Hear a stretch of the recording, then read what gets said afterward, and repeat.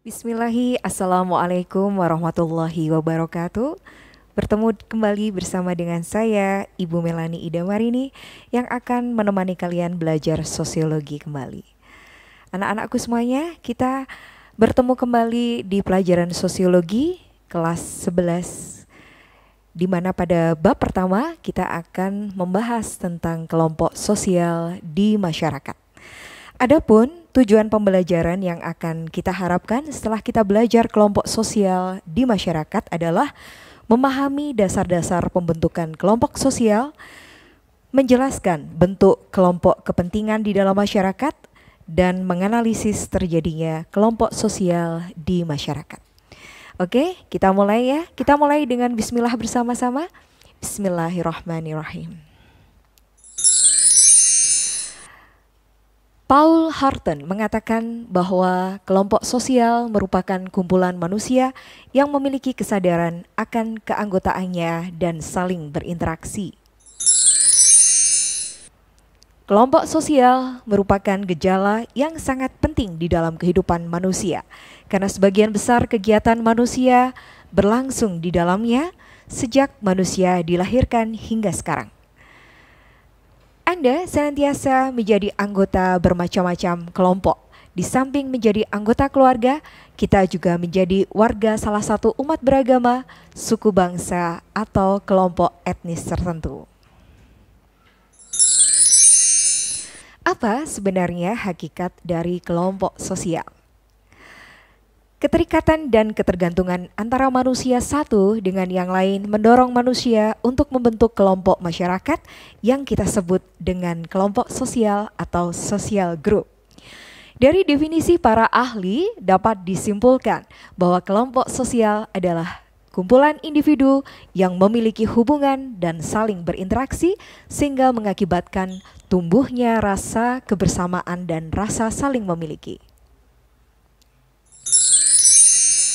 Kita akan membahas syarat dan ciri kelompok sosial. Bisa diperhatikan bahwa ada 3 kriteria suatu kelompok menurut Robert Merton. Yang pertama, Robert Merton mengatakan bahwa syarat dari kelompok sosial adalah memiliki pola interaksi. Kemudian yang kedua, pihak yang berinteraksi mendefinisikan dirinya sebagai anggota kelompok. Dan yang ketiga, pihak yang berinteraksi didefinisikan oleh orang lain sebagai anggota kelompok. Sedangkan menurut Suryono Sukanto, syarat kelompok adalah adanya kesadaran sebagai bagian dari kelompok yang bersangkutan. Kemudian yang kedua, ada hubungan timbal balik antara anggota yang satu dengan yang lain dalam kelompok tersebut.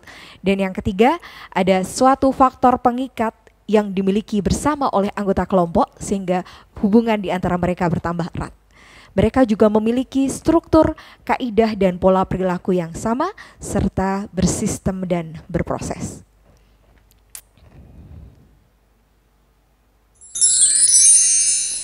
Selanjutnya kita akan membahas tipe-tipe kelompok sosial. Yang pertama adalah klasifikasi menurut Emil Durkheim. Emil Durkheim mengklasifikasikan tipe kelompok sosial menjadi 2, yaitu solidaritas mekanis dan solidaritas organik. Kemudian ada Charles Horton Collie. Beliau mendefinisikan tipe kelompok sosial menjadi kelompok primer dan kelompok sekunder.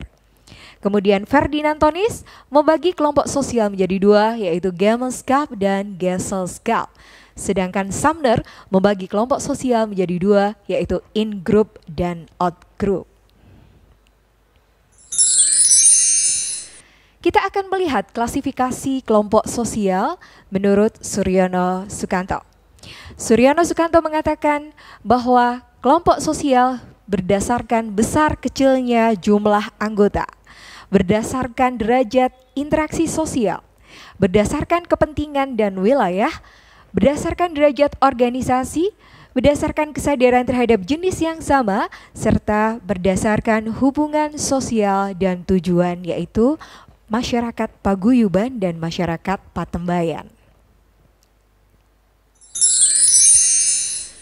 Selain kelompok sosial yang sudah kita pelajari tadi, ada kelompok sosial yang kita sebut sebagai kelompok sosial yang tidak teratur, yaitu kerumunan, publik, di mana kerumunan terjadi apabila sejumlah orang berada di satu tempat karena sesuatu yang menarik perhatian bersama.